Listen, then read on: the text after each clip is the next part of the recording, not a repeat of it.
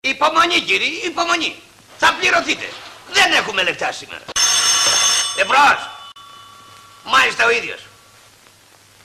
Το ξέρουμε κύριε ότι είστε τράπεζα. Η επιχείρησή μου δεν πρόκειται να καταχραστεί ποτέ τα χρήματά σας. Τι να κάνετε, υπομονή και χαίρετε. Πού βόσκεις βρε. Δεν ακούς που σε φωνάζω. Ξελαριάστηκα. Εγώ ξεχαιριάστηκα να πληρώνω. Η βιομηχανία μας κύριε μπορεί να καθυστερεί λίγο, αλλά τα πληρώνει όλα μέσα μένα. Τι είναι? Α, βέβαια! Τι χρωστάμε στους κυρίους? Σε εσάς η εταιρεία μας και οφείλει 78.888 και 80. Αυτή τη στιγμή όμως στο ταμείο δεν υπάρχει ούτε ζωγραφιστή δεκάρα.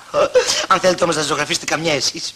Βρήκα, λέω, σωθήκαμε, βρήκα μια καταπληκτική ιδέα. Κάποια βλακεία θα πεις πάλι. Όχι, δεν είναι βλακεία, καταπληκτική ιδέα, παιδί μου. Υπεύθυνα λοιπόν. Πάρε χαρτί και μολύβι και γράψε την τελευταία σου επιστολή, την αποχαιρετιστήριο.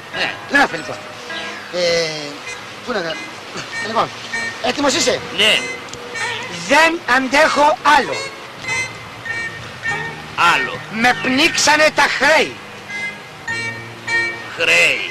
Πάω κι εγώ να πνιγώ στον πάτο της θάλασσας. Όχι έτσι μωρέ, χαρούμενος να πνιγείς. Σήκω την κοτρόνα πιο ψηλά να φαίνεται. Εδώ. Από εκεί, έτσι εδώ, εντάξει. Λοιπόν, πάρε τώρα λυπημένο ύφος. Όχι έτσι μωρέ παιδάκι μου, λυπημένο ύφος. Πώς κάνεις όταν πληρώνεις τα χρέη σου? Α, το ξέρω. Λοιπόν, ακίνητος. Ακίνητος, έλα. Αυτό ήτανε.